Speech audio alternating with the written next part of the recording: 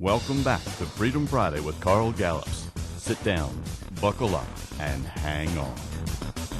All right, folks, welcome back, America. Mike Shoesmith, welcome back. Listen, Mike, I'm going to get Mallory to play that clip again. It's only 40 seconds long. Folks, I want you to hear this again. Now you've heard Mike and I talk about this. Listen to what this chief of police says. This guy is not fit to be a cop, much less a chief of police. He's not fit to wear a uniform and a badge, and he's not fit to have a gun on his side with the force of government behind him. Listen to this. Let me set it up. This chief of police, he's before a bank of cameras and a bank of microphones. He's at a podium. He's surrounded by dignitaries, VIPs, men and women, people of different races. But off to his left shoulder, there's a big white guy standing there in a suit that's obviously some kind of politician dignitary, and right behind him is a black officer, and you should see their faces when this guy says what he says. Play it, Mallory. One issue that always boggles my mind is that the idea that a gun is a defensive weapon. That is a myth. A gun is not a defensive weapon. A gun is an offensive weapon used to intimidate and used to show power. Police officers do not carry a gun as a defensive weapon to defend themselves or their other officers. They carry a gun to be able to do their job in a safe and effective manner and face any oppositions that we may come upon. If it was a defensive measure, why did we lose 55 officers nationwide last year to gun violence? Oh, my gosh. Mike, I got to say this, and I'm going to turn it over to you. He says it's not a defensive weapon, but here's why we carry it: to do our job in a safe manner and to face opposition. Well, in other words, it's a defensive weapon. Now, you have given me, you people don't know this, but you've given me some personal tips on how to use a gun. I have. And you taught me that, now this is before any of this ever came up. This was weeks ago, months ago even. Yeah. And you taught me that you had better learn to use a gun within 3 feet of the person you're trying to deal with. Yeah, 3 yards, yeah. Yeah, no, you're right. 3 yards, because the vast majority of the time people ever pull their gun is in self-defense. Between 3 and 7 yards. That's right. Yeah. Yeah. People that go to the pistol range and stand 25, 30, 50 feet back, that's not where you do battle.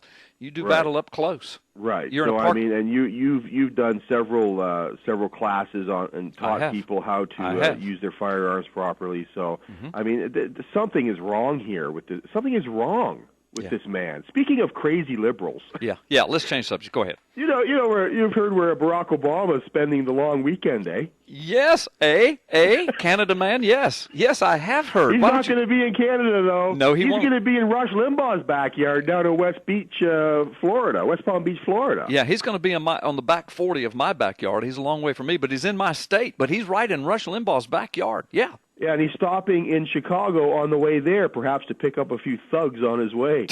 You reckon? I don't know. He's not bringing Michelle with him. It could get ugly. Who knows? Yeah, Pray for Rush, I guess. Yeah, there's no thugs in Chicago. What's up with the fact that Michelle Obama is not even going on vacation with her husband? I mean, so she's taking taxpayers' dollars and going on a big fancy vacation out west. He's taking taxpayers' dollars and going on a big fancy vacation down south.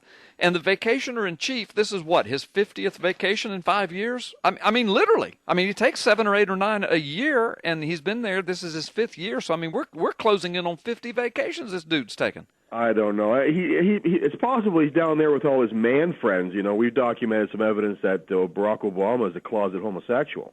And folks, before you freak out, Mike has documented that, and several other reputable sources have documented the distinct possibility. And so go ahead. Oh, yeah. Yeah, but listen, on Limbaugh, you remember a few years ago he was cited with some legal issues for refusing to turn off his backyard lights. Do you remember that? Because of the turtles? I do remember that because of the turtles down on the beach. Yeah, I remember that. There's a certain time of year when it's illegal to have any lights at all on in your backyard in that particular area. It's a nesting time for the sea turtles and whatnot. Oh yeah, we don't want to mess with a turtle nest. Now we can reach in the womb of a woman and pull a human child out, cut it up in little pieces, and throw it in a trash can. But let's not turn our lights on in the eyes of a turtle. Yeah, let's don't do that.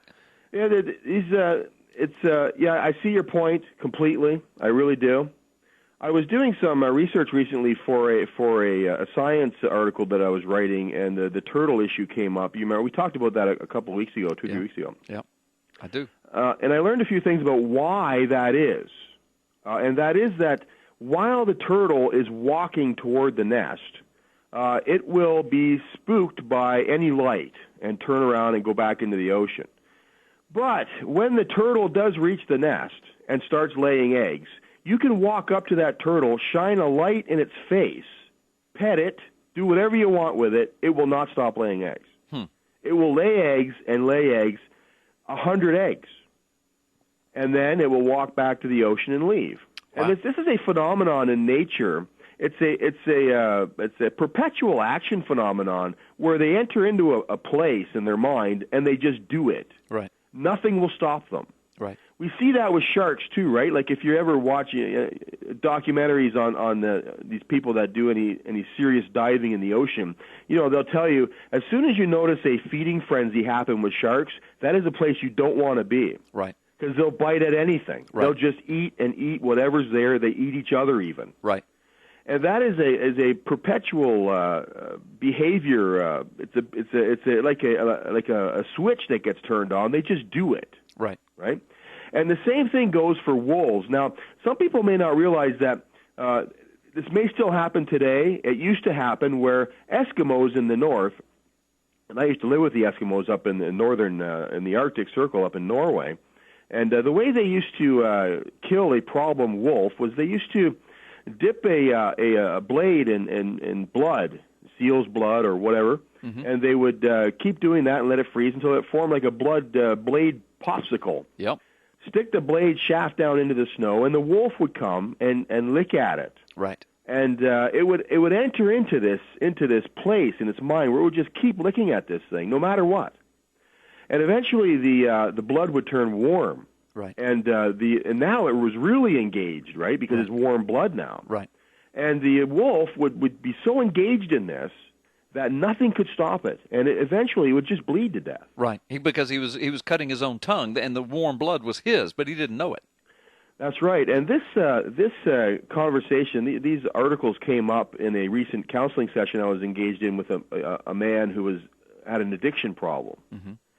And he's told me, and I was reminded of the wolf story when he told me, he said, I just can't help it. I just have to do it. Right. I'm driven to do it. Right.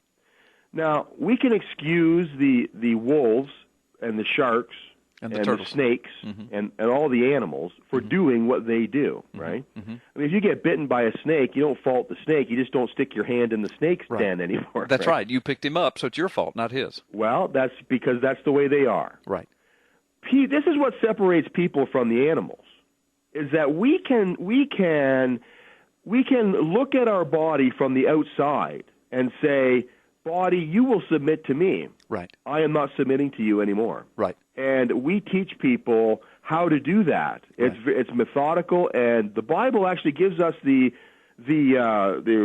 formula for that. And people, if you want to learn how to do that to beat any addiction, Rush Limbaugh himself used this method to beat a pill addiction. Yep. ppsimmons@live.com. If you send me an email, I will send you a free book, no charge, no obligation, on how to beat any addiction using this powerful tool given by Almighty God to beat any addiction. It doesn't matter what it is. Right. It's called The Fast Track to Freedom. That's the book. And it used to be for sale, and people were buying it, but it's so powerful. Mike just said, you know what? I'm taking it off sale, and I'm going to start giving it away. He will. He will do that. No strings attached whatsoever. So, folks, you got to get this book. And visit the P.P. Simmons Ministry. We're at P.P. Simmons everywhere there is an internet connection, YouTube, Facebook, Twitter, you name it. We're there. Thanks again, Carl. We'll talk to you guys next week. Okay, Mike, thank you so much. God bless you, Mike. Well, folks, you were listening to Mike Shoesmith, our correspondent out of Toronto, Canada, to Freedom Friday. He's a great guy. He's got tons of information. He's funny. He's brilliant. He's a bright fella, and the man loves the Lord. And he's extremely committed to his work with the P.P. Simmons Ministry, reaching millions around the world, millions of people around the world. It's an amazing thing. You can write at ppsimmons@live.com, ppsimmons@live.com, and get Mike Shoesmith and or many others that work there, and get some live counseling right there. Go to carlgallups.com and click on the Do You Need Prayer link, and it'll take you to ppsimmons@live.com. Well, folks, we'll be back at the top of the hour. Dr. Gray's coming to us.